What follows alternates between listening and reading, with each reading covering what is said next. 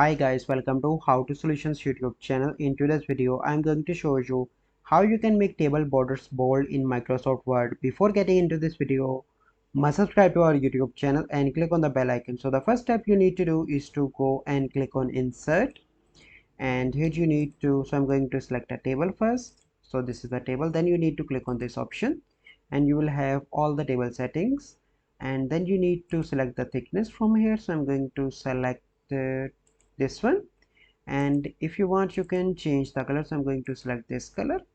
So now let me change the border thickness so you can see that. And if you want, you simply need to hold a mouse like this and you can see that. And if you want, you can make this border thick like this also. So this is a process by which you can make table borders bold in Microsoft Word. I hope you find this video helpful.